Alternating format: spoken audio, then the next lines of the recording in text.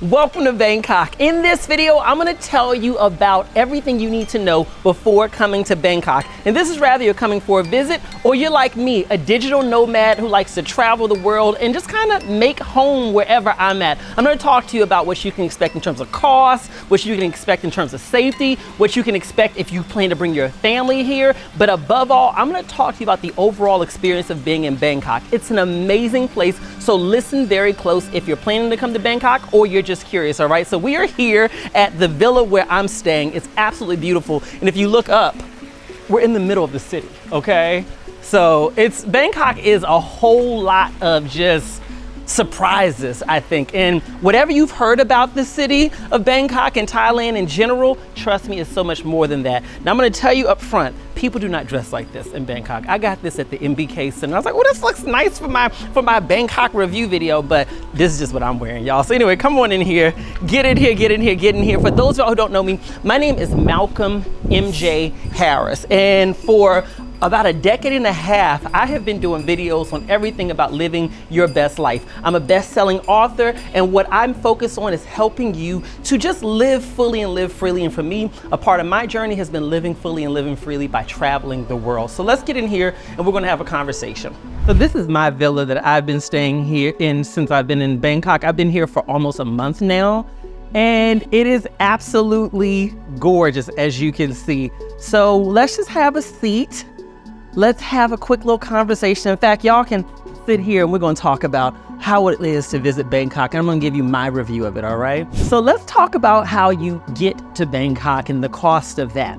So I flew here directly from Dallas. I was in the States visiting family. So for me, my flight came out to just below $900. I flew regular economy. I like business class when it is something that is financially, reasonable. But on that particular flight, I was not about to spend 2-3 times somebody's mortgage payment just to come here. I got my good little economy seat. It reclined back nicely. I was just fine. I get up every couple hours on the flight just to do some stretches. But I'll tell you in advance, it was a long flight, but couple Netflix movies, couple, naps, you'll be fine.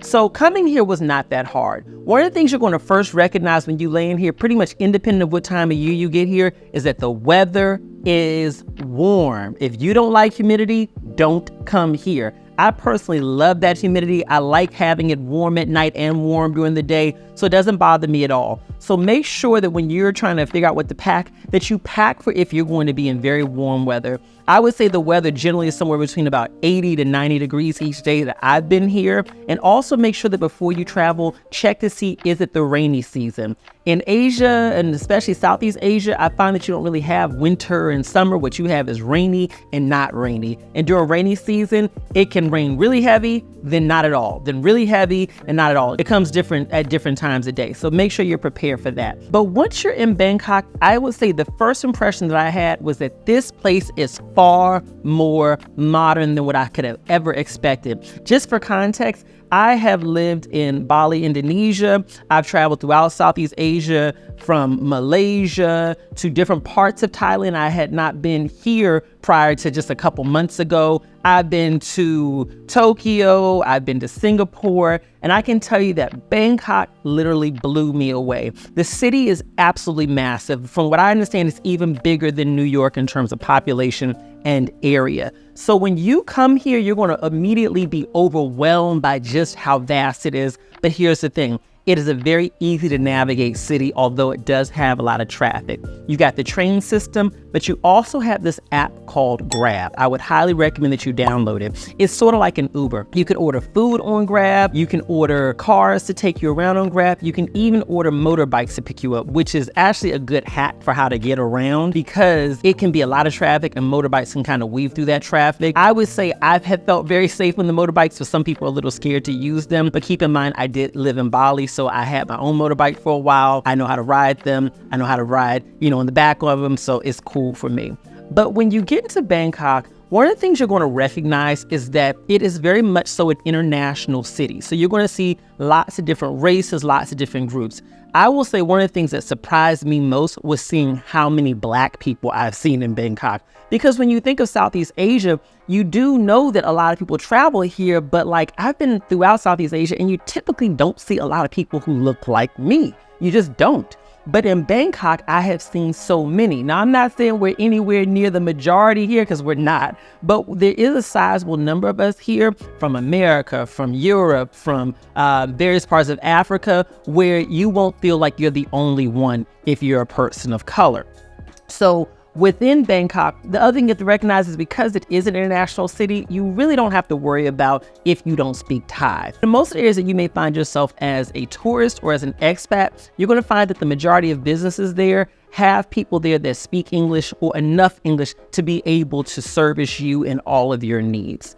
And speaking of services, you can get almost anything done here. You can do almost anything that you can do in the States or in Europe or in any other Western economy. Since I've been here, I've got my nails done multiple times. I got my hair cut multiple times. The barbershop that I went to is right in the middle of the city, and there were literally a bunch of black men in there getting their hair cut, so you ain't got to come here and worry about your hair not getting done. Somebody gave me a braiding shop where if you want to get your hair braided, you can go there. Where else? You can get your medical services done here. I signed up for this thing to get a full body medical screen and everything you can imagine. I think that was like $300. You can get dental work here. You can get anything you want to get done in Bangkok. And that's because of the fact that it's a major city. And so just like being in New York or LA, there are so many services that are available to you, but also when it comes to price, it's going to be far more affordable than you might find in those cities that I just named. So this is not a bad place to come if you want to have some things done, if you want to maybe just make sure that you have a self-care time period for yourself. Now, I'm going to tell you this in advance. Bangkok is a place that is known for kind of an anything goes kind of mindset. Let me put that out there. So in walking through the city and just being in different parts of the city, it's a very safe, family-friendly place. But there are pockets within the city that, are scattered about. So you're going to come across them where you will see that people are able to indulge in a multitude of different things. I'm going to leave it at that because you may be watching with your kids, but you can figure out what I'm talking about there. What I will say is this, is that for those pockets and where you may come across them, those are still safe areas. So if you happen to be walking through an area with your kids or something like that, or with your spouse, you don't really have to worry about anything happening to you or to them. But you do need to be conscious of the fact that this is an area where people may be coming to indulge in various different sources of fun or release. You see where I'm going with that? Okay. So with that understood, maybe you just kind of figure out what those areas are and then avoid them so you don't have any uncomfortable situations. But it is what it is. And I will tell you that people are still very respectful. What I follow is the no eye contact rule. So if I'm trying to walk through an area and people are trying to get my attention, I just stay focused straight ahead and people will leave me alone because they recognize that I'm not making eye contact and they just leave you alone. But I will say that for me, this is the first time in my life being here that I actually was mistaken for being, how can I put it, a lady of the night. Yes. Okay. I was walking around. Now for me, I'm wearing this for y'all, but I was walking around with like little shorts that were kind of rolled up. I was wearing this little tank top with my arms out and everything like that. Now, I'm not the most muscular person, but I got the right features to make it look like, I got something going on, you see? And so anyway, I'm walking, I'm like, why is it every time I walk by some of these men, they are staring at me and breaking their necks? I'm like, this feels really good. I'm feeling really cute, right? But something stood out to me because I'm like, well, hold on. Some of these men look kind of like cat daddies. They look at a little seasoned, a little aged. I'm like, I normally don't get this kind of attention from men that age. And then I'm sitting down at this restaurant and this guy comes up to me and he's like, hi, how are you? And I said, I'm fine. And I'm looking at him. He's got nice jewelry on, all that kind of stuff. And he says, you want to go to the bathroom? I said, no, I don't want to go to the bathroom. And then he goes to grab in his pocket, like he got money. And he's like, you want to go to the bathroom? I was like, oh my gosh. They think that I'm a lady of the night. And that has happened to me a couple times here. So that may be commentary on how I dress. But also, I will tell you this. If you are a person of color, if you, just call out there, if you're black and you maybe have a certain aesthetic that people may find to be attractive, just recognize that because of some of the things that happen in Bangkok, you could potentially, depending on what area you're in, be sort of, I don't want to say directly solicited, but you could feel as though people may be looking at you in a way that could indicate that they think you may be working in a certain field. That's not everywhere. That's not everywhere. Just certain little pockets. All right. So don't let that discourage you from coming here, or you ain't got to cover up everything. But it is something that I experienced for the first time in my life here. But that aside, I will say that coming here, you can have a very family-friendly experience. You don't have to worry about anything like that for the most part. But when it comes to your safety, I want you to remember this. Everywhere in the world, you should use common sense and never assume that you are completely safe. But I will say in Bangkok, you can come here with the baseline assumption that you're going to be safe in most places.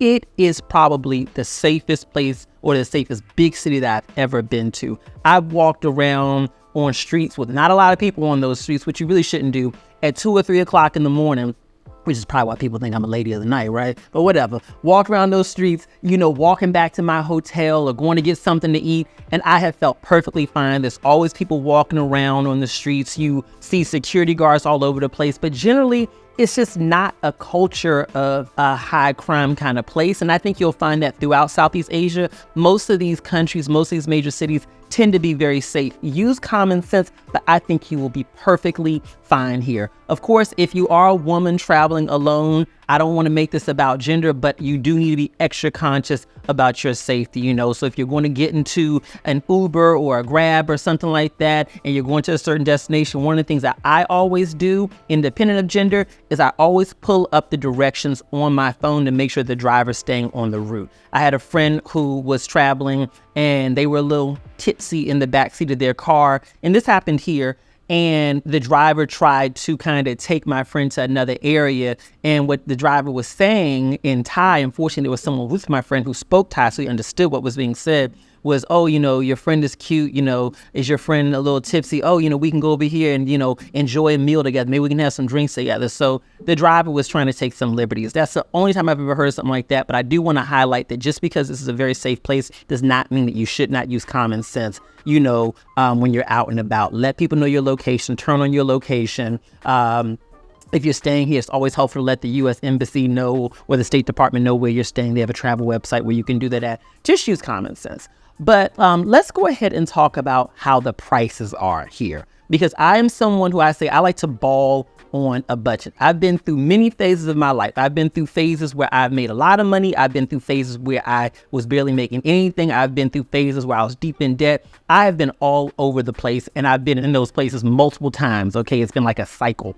And so for me, at this point in my life, I'm 38, I really do value balling on a budget, which means having beautiful experiences, but at the lowest price possible. And I definitely think you can do that here in Bangkok and just throughout Thailand. It is a very affordable place, especially if you're coming with like the dollar or the euro or other currencies that may be a little bit stronger than the Thai baht.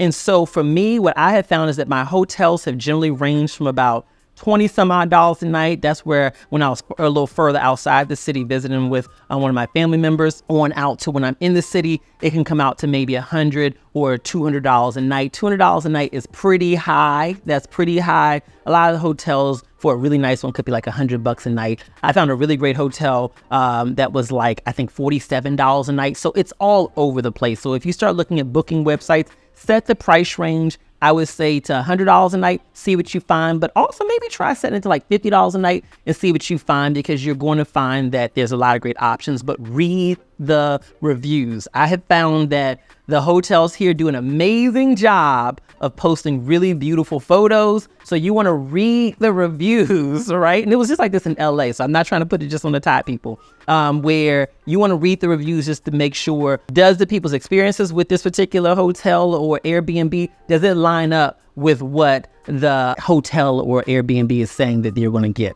So to that point, let's say you don't have a good experience with a business here. This is very important to remember. And I may not be articulating this 100% correct, so please comment below and correct me. But in Thailand, it is pretty much illegal to go online and say very negative things against a business. I don't know if they consider it defamation or what the law is around that, but basically it is against the law. So you can't go on there and be like, oh my God, this was horrible and they did this and they did that. There are limits within that. So what I say is, if you have a bad experience with a business, try to handle it internally. try to handle that internally. So speak to a manager, ask for, what they can do to compensate you for it. Maybe it's a discount on a meal, whatever it is, extra night at the hotel, whatever it may be. Try to do it internally. Do not run online, just run it off at the mouth. You can give a review, but be conscious that if it's perceived as negative and hurting that business's ability to make money, that could be legally enforceable against you. I've heard that and I've read that. So just be very conscious of that, especially those of y'all who like to kind of go on those keyboards and do all that.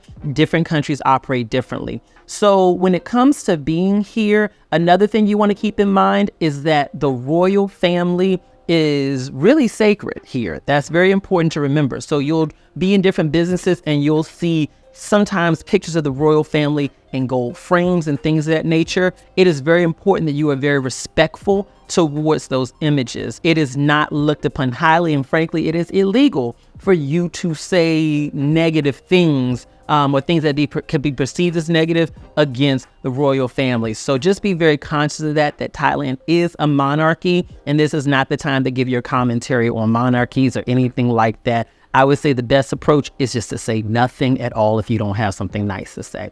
But all that kind of stuff aside, when it comes to being here, I will tell you that as a person of color, I think it's amazing. I love being here where I'm around so many other people of color, from all different countries. And one of the things I learned while being here is that this is actually one of the top destinations for Black expats. So for people who have left their country to move abroad, this is one of the top destinations, and you quickly will see why, because it's modern, it's safe, and there's lots of us here. Now, to that point, people always ask me about what is it like to date when you come to Bangkok or go to anywhere, because a lot of y'all want to travel the world, y'all want to be in these streets, and y'all looking to meet a man or a woman. So I'm going to give the perspective from what I've heard from women who are straight, what I've heard from men who are straight, what I've heard from LGBT people, all right? And you kind of find where you fit in within that and decide what applies to you. So let's start with straight men. This is a heaven for you. I don't care if you black, white, blue, purple. If you are straight, okay, you will do just fine here. Trust me on that. You will do fine, okay? There are more than enough options for you. I have found that, while the Thai people are very humble and everything, if they are interested in you, if you feel that if a Thai person is interested in you, you're going to feel it. They're very accommodating, very nice. They have an energy that is just beautiful. And so you're going to feel it. So you will be fine if you're a straight man. If you are a straight woman, all right, I will speak about my women of color because that's who I've heard most from.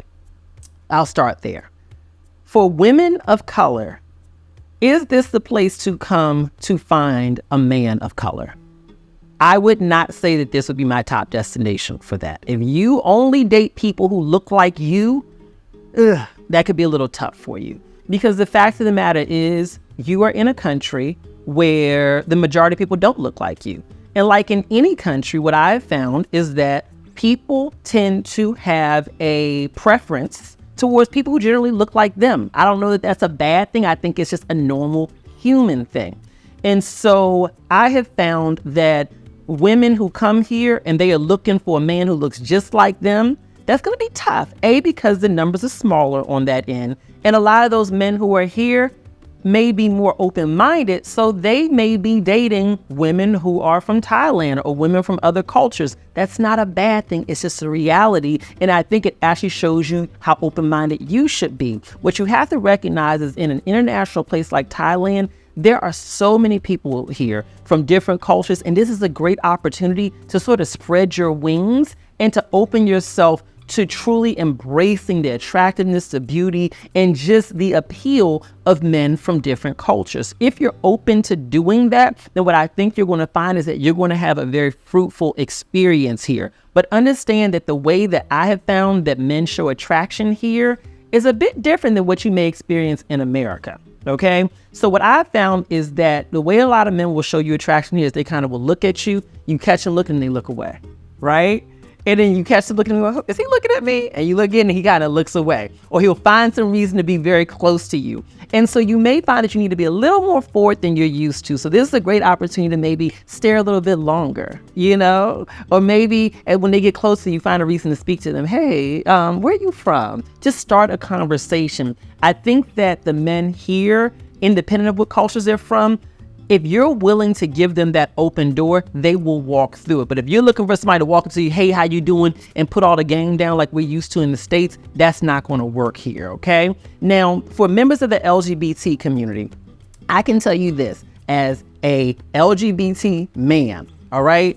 It is a lot of options here, and it is a very free culture here. I was walking down the street last night, and within a block, I saw 3 different couples all walking, holding hands. I saw other couples, I could tell they were kind of a couple because they kept on walking real close. And this is 2 men, 2 women. I've seen it. And they look very, very, very comfy and very cozy. So you don't have to worry about not being comfortable or not being safe here. You can be yourself. I'm going to say it again. You can be yourself. Now, when it comes to dating and navigating dating here, I think that because it's so open, you don't necessarily have to go to the quote unquote LGBT neighborhoods to meet people. You don't have to. You can just kind of navigate here and you're going to come across people. You know, if you're going to be here for an extended period, sign up for a gym. Sign up for a gym. That's a great place to meet people who are keeping their bodies together, who may be LGBT. You know how we are. We love to go to a gym. So that's a great place to meet people. If you're on the apps, baby, you know, this is, 2024, you're going to be able to meet people there. If you want to go out to the different neighborhoods, you can go out there. There's lots of little places. For the main kind of, I would say, LGBT area, there's an area called Silom 4, SILOM 4. If you put that into the Grab or into the GPS, you will see I'm talking about. That is an area where you can do a lot of great shopping, but it's also an area where you can go to lots of different bars and lounges and stuff like that just to be amongst the community. But keep in mind that that's more of a touristy kind of area, and it's not really reflective of all of the LGBT people who actually live and thrive within Bangkok. In fact, I have a friend who lives here, and he's like, I never really go over there. So don't go over there and be like, oh, I don't like this. No, there's lots of options here for you. So just navigate and live your life. Now, the other thing I want to talk about is when you come here, make sure that you bring some empty luggage or travel light, because Bangkok is a place to shop. Bangkok is a place to shop. Let me tell you this, rather you are a discount shopper like me, where you're always looking to get things very, very, very inexpensive,